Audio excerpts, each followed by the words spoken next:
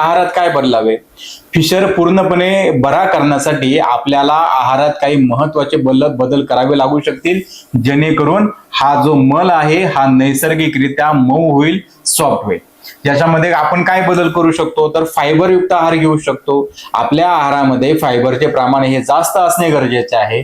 त्यासाठी आहारामध्ये ज्वारी आहे, बाजरी आहे किंवा कोंडा न चाळलेली गव्हाची चपाती असावी.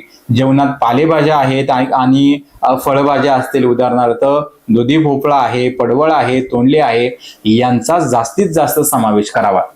फळांचे सेवन आपण या ठिकाणी करू शकतो. रोजच्या आहारामध्ये पपई आहे, पपई तर आवर्जून खावी.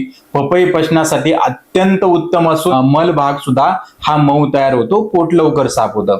याशिवाय सफरचंद आहे, हे सालीसकट खायचंय. पेरू आहेत आणि चिक्कू ही फळे आपल्याला फायदेशीर ठरू शकतात. भिजवलेले काळे मनुके आहेत.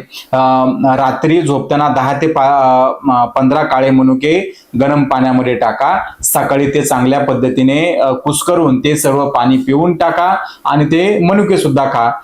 याने काय होईल, तर मनुके हे नैसर्गिक मृदुविरेचक आहेत, म्हणजे माइल्ड लॅक्झेटिव्ह आहेत, जे पोट नैसर्गिकरित्या साफ ठेवतात.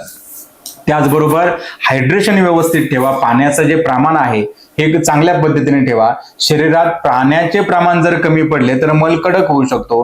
त्यामुळे दिवसातून किमान 3 ते 3.5 लिटर जे पाणी आहे ते आपण घेऊ शकतो. पाणी कोमट प्या किंवा साधे घेऊ शकतो. सकाळी उठल्याबरोबर उपाशीपोटी 1 ग्लास किंवा 1.5 ग्लास कोमट पाणी आपण पिऊ शकतो. याला आपण आयुर्वेदामध्ये उषपान म्हटले.